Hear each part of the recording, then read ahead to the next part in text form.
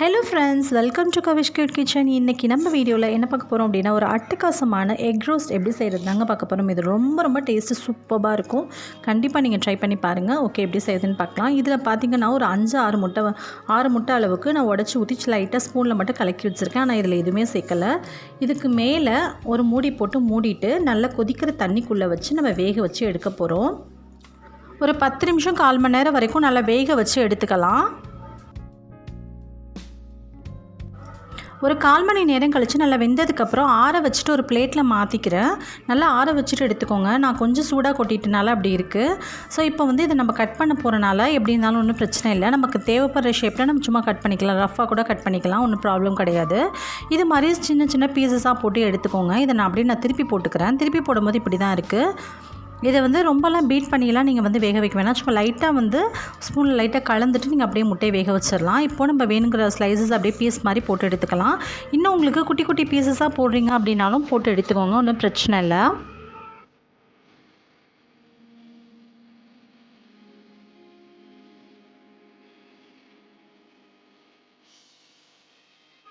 பாருங்கள், பீசஸ் இப்படி தான் இருக்குது.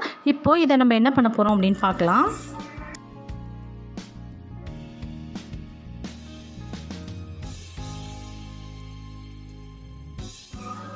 ஒரு பேனில் கொஞ்சமாக எண்ணெய் சேர்த்துக்கோங்க. எண்ணெய் நல்லா சூடானதுக்கப்புறமா இதில் நீங்கள் விருப்பப்படுற மசாலாலாம் நீங்கள் சேர்த்துக்கலாம். கரம் மசாலா, இஞ்சி பூண்டு விழுது, அது மாதிரி நீங்கள் என்ன வேணாலும் சேர்த்துக்கலாம். நான் மஞ்சத்தூள், மிளகுத்தூள், உப்பு அண்ட் தென் இது மட்டும் தான் நான் சேர்த்துக்கிறேன். மஞ்சத்தூள், மிளகாய்த்தூள், உப்பு, கொஞ்சமாக மிளகுத்தூள், இதை மட்டும் எண்ணெயில் நான் சேர்த்துக்க போகிறேன். எண்ணெயில் சேர்க்கும் போது ரொம்ப கேர்ஃபுல்லாக சேருங்க. எண்ணெய் ரொம்ப சூடாயிடுச்சுன்னா மசாலா கரிஞ்சிரும். ஸோ மிதமான சூட்டில் வச்சுட்டு சேர்த்துட்டு உடனே நம்ம கட் பண்ணி வச்சுருக்க மசாலாவை உள்ளே சேர்த்துடணும். கொஞ்சம் நேரம் வெயிட் பண்ணிங்கனாலும் மசாலாலாம் கரிஞ்சிருச்சுன்னா நல்லா இல்லாமல் போயிடும். ஸோ சப்போஸ் அது மாதிரி கரிஞ்சிருச்சுன்னா கீழே கொட்டிடுங்க. முட்டையில் போட்டிங்க அப்படின்னா டேஸ்ட் நல்லாவே இருக்காது.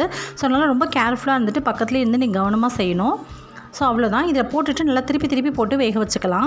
இதை வேக வைக்கணும் அப்படின்ற அவசியம் இல்லை. நல்லா ரோஸ்ட் பண்ணி எடுத்தோம் அப்படின்னாலே போதுமானது. அவ்வளோதான். ஆல்ரெடி இது வேக வச்சது அப்படின்றனால ஆல்ரெடி நல்லா வெந்திருக்கு. ஸோ ஜஸ்ட்டு லைட்டாக டோஸ்ட் பண்ணி திருப்பி போட்டு எடுத்துக்கோங்க. அவ்வளோதான். நம்மளோட சூப்பரான எக் ரோஸ்ட் அண்ட் டோஸ்ட் சூப்பராக ரெடி ஆகிடுச்சுங்க. கண்டிப்பாக நீங்களும் ட்ரை பண்ணி பார்த்துட்டு எப்படி இருந்துச்சுன்னு சொல்லி கமெண்ட்டில் சொல்லுங்கள். இந்த வீடியோ உங்களுக்கு பிடிச்சதுன்னா லைக் பண்ணி ஷேர் பண்ணுங்கள். மறக்காமல் நம்ம சேனல் கவிஷ் கியூட் கிச்சனுக்கு சப்ஸ்கிரைப் பண்ணிக்கோங்க. தேங்க்யூ.